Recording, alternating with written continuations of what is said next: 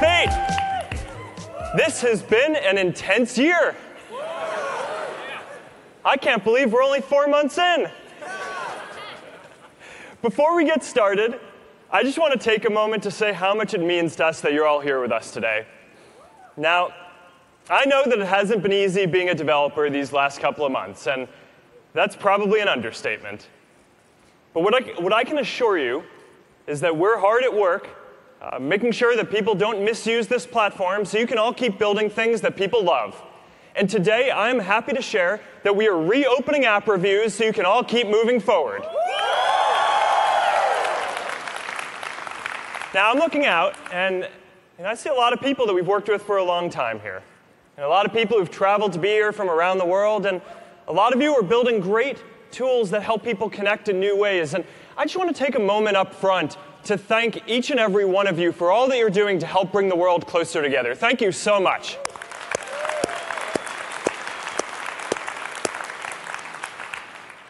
Now, we're all here because we are optimistic about the future. We have real challenges to address, but we have to keep that sense of optimism too. What I've learned this year is that we need to take a broader view of our responsibility. It's not enough to just build powerful tools. We need to make sure that they're used for good, and we will. Now, we're idealistic, and we've always focused on all the good that connecting people can bring. And there's a lot of it. Just since the last F8, we've seen the Me Too movement and the March for Our Lives organized at least part on Facebook. We've seen people come together after Hurricane Harvey to raise more than $20 million for relief. And we've seen more than 80 million small businesses use these tools to grow and create jobs. But we've also seen people try to use these tools for harm. And that goes for Russia interfering in elections, for fake news, for hate speech, and for data privacy issues. So we're investing a lot to address these issues and keep people safe. And I'm going to go through all of that head on in just a minute because I think it's important that everyone here knows exactly what we're doing to address them. But we also have a responsibility to move forward on everything else that our community expects from us too. To keep building services that help us connect in meaningful new ways as well. The hardest decision that I made this year wasn't to invest so much in safety and security. That decision was easy, right? I just went to the people who were running those teams and asked them how much we could possibly invest productively, and then I transferred all those people to them. The hard part was figuring out a way to move forward on everything else that we need to do too. Recently, I was having a conversation about what Facebook stands for. What is that basic idea that the world would lose if Facebook went away? When I was getting started with Facebook back in 2004, what struck me was you could go online at that time and find almost anything. Or you could look up any information, you could find any product, you could read news, you could download movies and music. You could find almost anything except for the thing that matters to us most: people. So I started building a service to do that, to put people first and at the center of our experience with technology, because our relationships are what matters most to us. That's how we find meaning and how we make sense of our place in the world. Now, we're not the only ones to build a communication service, but we are the ones who do it again and again in all of the different ways that people want to interact online. This is our DNA, and we have built and grown service after service that put people and our connections and our relationships at the center of the experience. And we've come a long way. But when I look out today, it still surprises me how little of the technology that our industry produces is designed to put people first. Our phones are still designed around apps. Well, that's not how we think. Now, I believe that we need to design technology to help bring people closer together. And I believe that that's not going to happen on its own. And so to do that, part of the solution, just part of it, is that one day, more of our technology is going to need to focus on people and our relationships. Now, there's no guarantee that we get this right. And this is hard stuff. We will make mistakes, and they will have consequences, and we will need to fix them. But what I can guarantee is that if we don't work on this, the world isn't moving in this direction by itself. So that is what we are all here to do. And that's what I want to talk about today. I want to start by talking about keeping people safe, and then we're going to discuss all the things we're doing to keep building services to help us connect in meaningful new ways. And I want to start today by talking about protecting something that is really incredibly important to all of us, and that is the integrity of our elections. In 2016, we were slow to identify Russian interference. We expected more traditional cyber attacks like phishing and malware and hacking, and we identified those and notified the right people, but we didn't expect these coordinated information operations and large networks of fake accounts that we're now aware of. So I sat down with our teams after this, and we said, we will never be unprepared for this again. And since then, there have been important elections like the French presidential election, the German elections, the Alabama Senate special election last year, and we've been more prepared. We deployed new AI tools that successfully identified and took down tens of thousands of fake accounts before they could do anything. We've traced the fake account network back to Russia and taken down their network. We're doing more. We're requiring everyone running political and issue ads or running large pages to be verified with a government ID. We're making ads more transparent. So now you're going to be able to see who is running a political ad, who they're targeting, how much they're spending, and most importantly, what other messages they're sending to different people. That is a higher standard of transparency than TV ads, than print ads, or anything else you will find on the internet. By the end of this year, we will have 20,000 people working on security and content review at Facebook. And we've created an independent election research commission so independent academics can give us ideas and hold us accountable to make sure that these systems work. Now, this is an important election year. Not only the big US midterms that are coming up, but there are major elections around the world. In Mexico and Brazil, there are elections coming up in India and Pakistan and more, and we are focused on this. Beyond elections, we are focused on fighting fake news more broadly. And there are really three categories that we're focused on here. The first category is just spam. Right? These are people who aren't ideological. They just want to make money. Hawking the most sensationalist junk that they can come up with to get you all to click on it. These are the people who in the 90s would have been sending you Viagra emails. And the playbook here is pretty simple. Right? It's to take down their ads on their sites so they can't make money, build tools to detect and reduce the distribution to remove their economic incentive, and then eventually they just go do something else to go make money. And we're starting to see this. The second category is fake accounts. And the idea here is less focused on looking at the content specifically and more focused on trying to find bad actors and getting them off the network. So some of this is nation states who are politically motivated, like we talked about before. But all of this we're fighting in the same way, with AI tools, with thousands of content reviewers, and verifying people who are running large pages and running sensitive ads. Now, the third category is real people who are just sharing provably false hoaxes. And the playbook here is building tools to get better at flagging content that is going viral so fact checkers can look at it so we can show it less, and for the people who do see it, to make sure that they see related articles that are more accurate, that put this in context so people can understand what's really going on. So a lot of the work over the last year and a half has been bringing on more and more fact-checking partners all around the world in different countries who speak all of the different languages that we need to cover. So there's a lot more here to do. But these are the three basic categories, and we are making good progress on all of them. I also want to talk about data privacy. What happened with Cambridge Analytica was a major breach of trust. An app developer took data that people had shared with them and sold it. So we need to make sure that this never happens again. So we're taking a number of steps here. First, as you all know, we're restricting the data that developers will be able to request from people. Now, the good news here is that back in 2014, we already made a major change to how the platform works to prevent people from sharing a lot of their friends' information. So this specific situation could not happen again today. And since then, we've taken a lot more steps as well to restrict other data.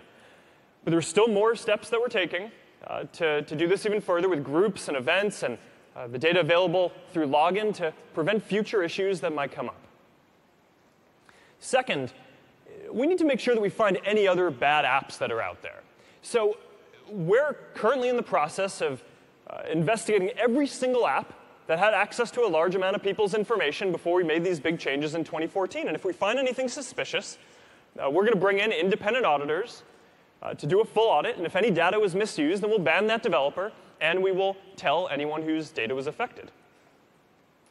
We've also started putting a tool in front of everyone that shows them all of the apps that they are using and lets them easily remove access to the ones that they no longer want to use. And with the GDPR coming up in Europe, we're asking everyone around the world, not just in Europe, to review your privacy controls. So to all the developers who are here, I know that the vast majority of you are focused on building good things. We need to take these steps to make sure that everyone on our platform is focused on building good things. And I believe that putting in these stronger protections now will give you more ability to keep building for the long term.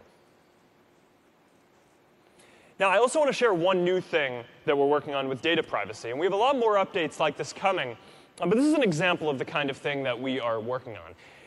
In your web browser, you today have a simple way to clear your cookies and clear your browsing history. Right? And the idea is that a lot of sites need this data to work. You need cookies. But you should have the ability to go in and clear your history at any point that you want. So we're working on a version of this for Facebook too. It's a simple control where you can clear your browsing history, what you've clicked on, the websites you visited, and so on. And we're going to call it Clear History. And we're starting with something that a lot of people have asked about recently, and that's the information that we get from websites and apps who are using Facebook's advertising and analytics tools.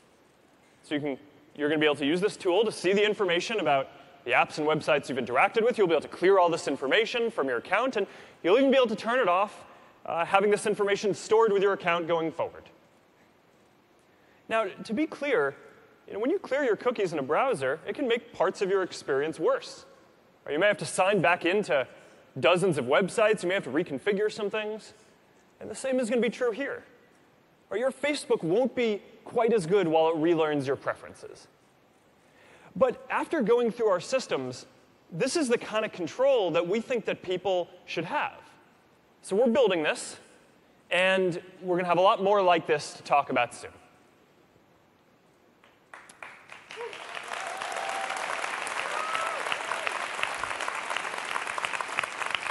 So overall, we're going to keep investing heavily in security and privacy. But security isn't a problem that you ever fully solve.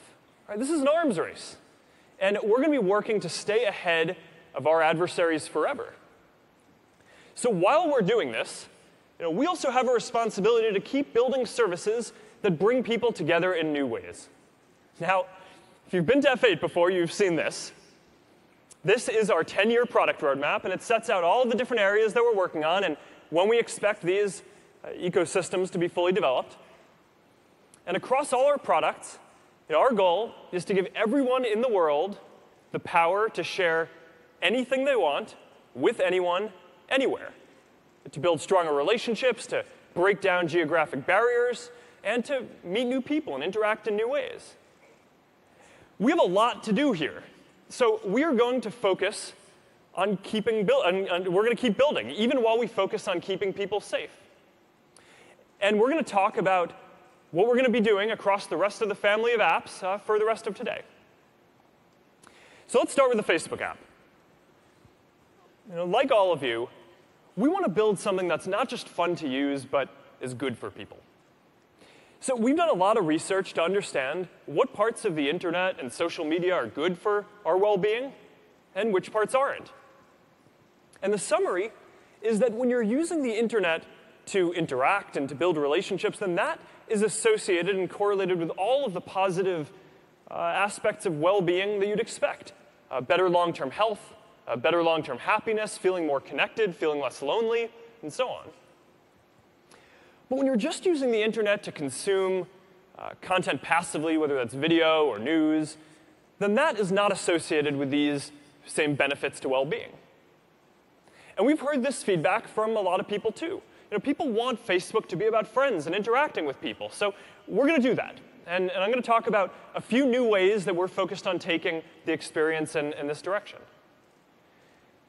We're rolling out something that we call Watch Party, which lets you watch video and chat with your friends. So, let's say that your friend is testifying in Congress. For example.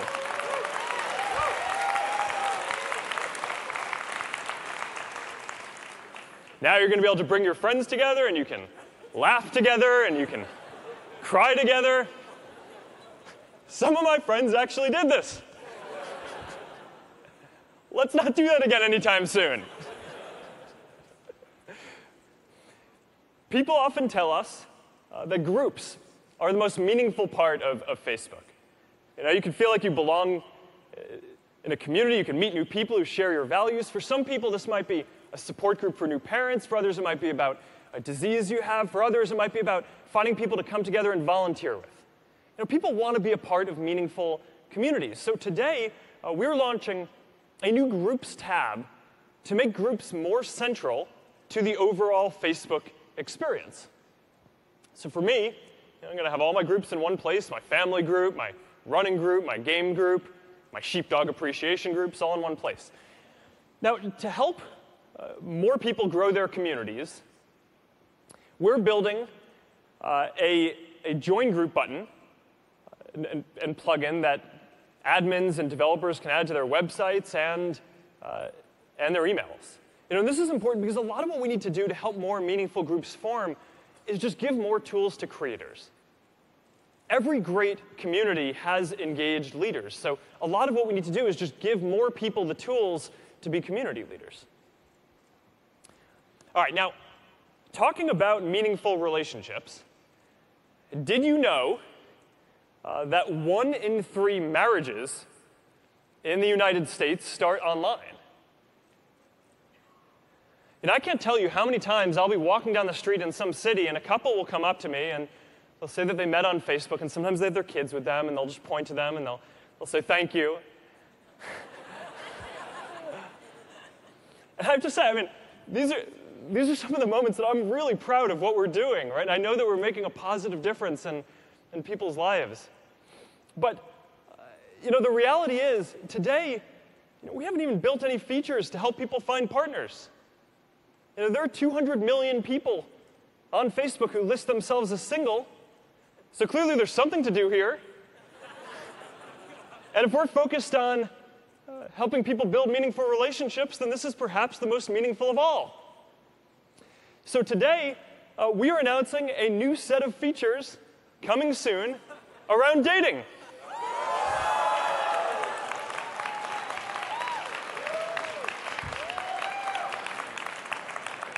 Now, this is going to be for building real long-term relationships, all right, not just hookups.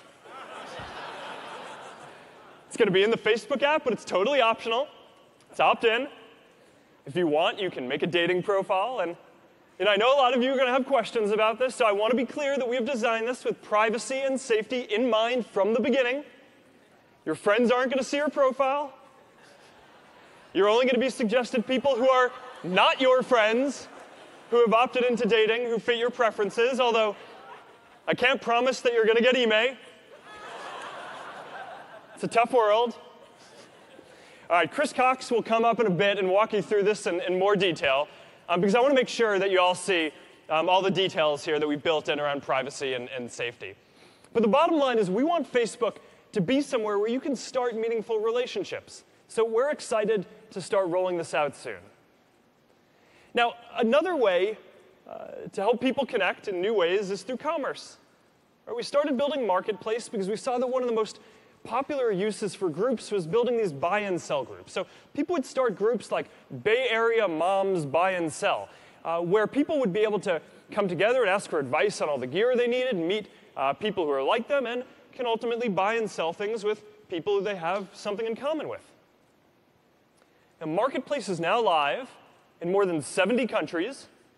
More than 800 million people around the world use it monthly, including more than 1 in 3 people on Facebook in the US. So this is starting to be a pretty big deal. And it's helping people earn more income and connect in a new way. All right, so this is Facebook. We are focused on helping people build relationships with friends and family, with groups, and meeting and interacting with new people. Now let's talk about Instagram. So our focus here is helping people capture any moment they want and come together around shared interests. Some of the best stories that we hear are around ad hoc communities that spring up on Instagram. More than 200 million people use Explore on Instagram every day.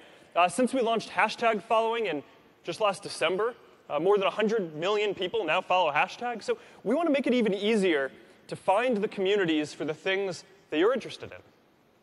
So we're launching a completely new design for Explore that is going to organize the content around topic channels now.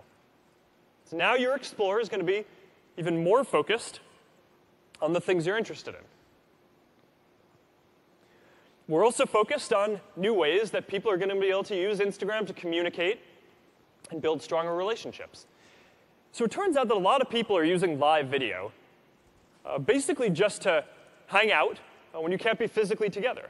Right? It's amazing how much of all of our use of these social tools is just to get as close to feeling like we're there with someone when we can't physically be there. So today, to make this easier, we're announcing video chat and Instagram. You're going to be able to just tap on a new camera icon right in the top of any direct thread that you have, and you're going to be able to video chat one-on-one or with groups. You're going to be able to minimize the video while you're chatting and using Instagram. And I think that this is going to be a really big deal, and people are really going to like this. We are also building more creative ways for people to share on Instagram. Last year at F8, we announced the AR camera effects platform, and today we are bringing it to Instagram.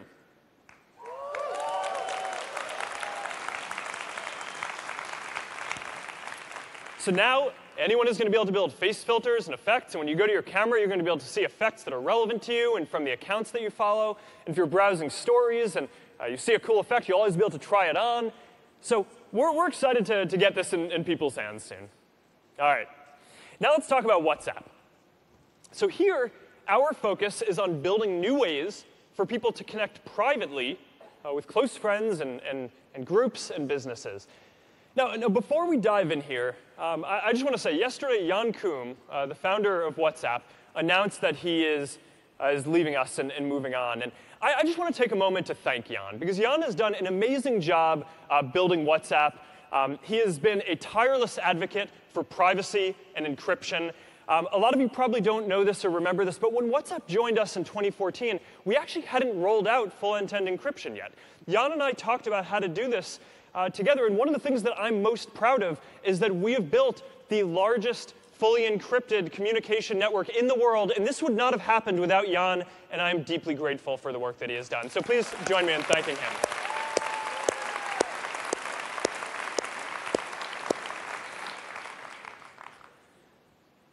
All right, now video calling is also one of the most popular features on WhatsApp already. When I'm traveling and I can't be there to put my girls to bed at night, it's really nice to just be able to see their face and talk to them. And a lot of people agree.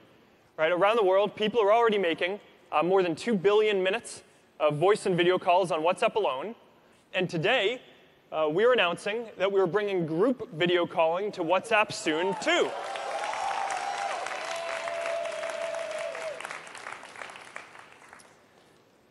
All right, I want to talk about stories for a minute. So across our whole family, we've really gone all in on stories as a format for being able to quickly share video and photos throughout your day. And in each of the apps that we've launched it's evolved to be somewhat different, but it's grown quickly. Instagram was the first to really take off here. Facebook started a lot slower, but is now starting to grow quickly too and do well. But WhatsApp has been by far the biggest of these products.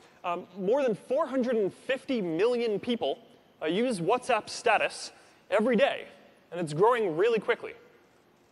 So the next phase for WhatsApp, beyond just communicating with your friends and family, is going to be helping people connect with businesses as well.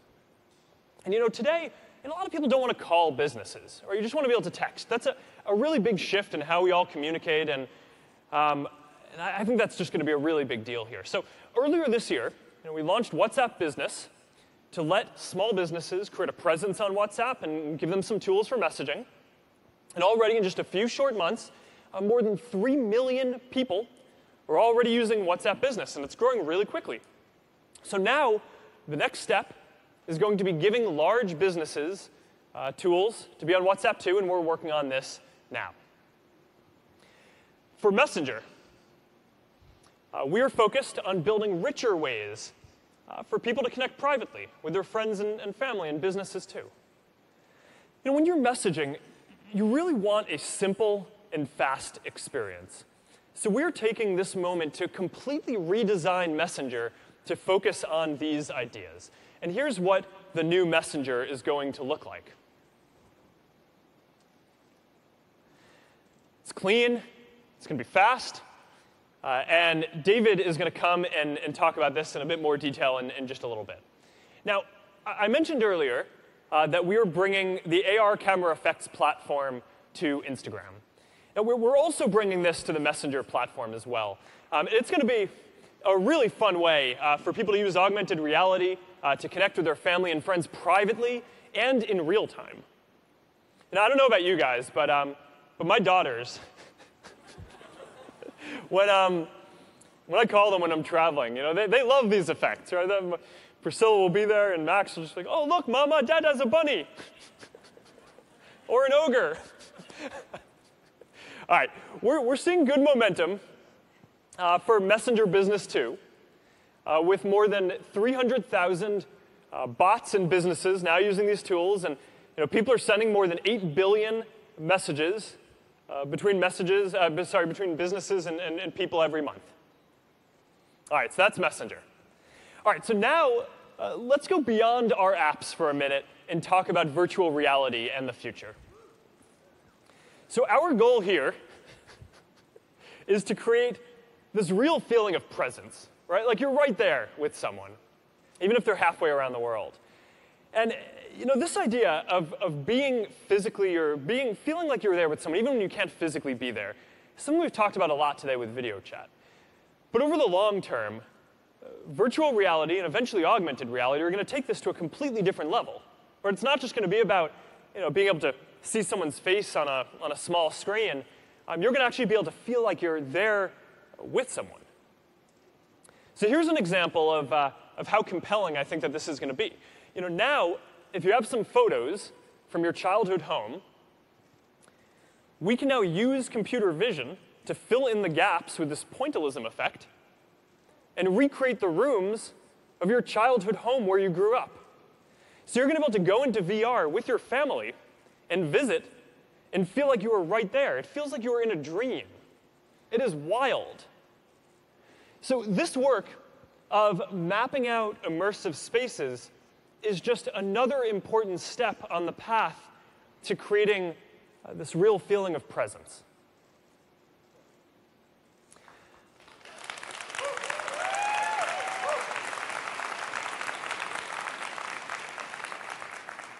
Now, in addition to software, we're all building hardware. So we've been preparing Oculus Go for launch. And the big news I have to share today is Oculus Go is shipping today.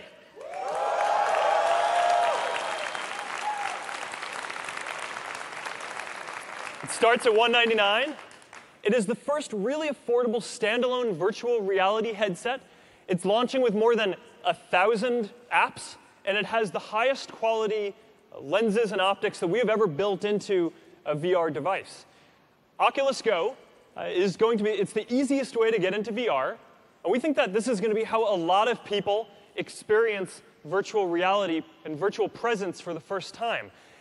And to make sure that all of you get to experience this too, everyone at F8 is getting a free Oculus Go to take home.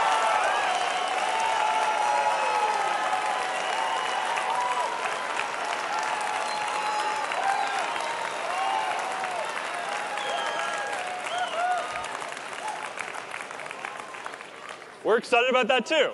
All right. All right. So this is how we are thinking about our responsibility. To keep people safe and also to keep building. We're here to build things that bring people together and to put people in our relationships at the center of our experience with technology where they belong. Because for all the challenges that we face today, the vast majority of what happens on these services is people getting closer to the people they care about, even when time or distance get in the way. And we can help more people do this. Whether it's reaching out to a friend that you lost touch with, or finding a group to belong to, or just sending a video to your sister of your kids. And the best part of what you do isn't on Facebook. It's the relationships you build and what you can go do together. That is what this is all about. So if you believe, like I do, that giving people a voice is important, that building relationships is important, that creating a sense of community is important, and that doing the hard work of trying to bring the world closer together is important, then I say this: we will keep building.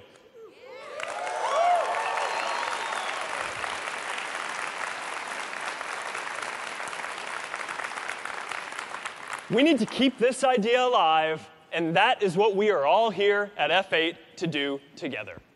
So yes, this is an important moment. We need to do more to keep people safe, and we will.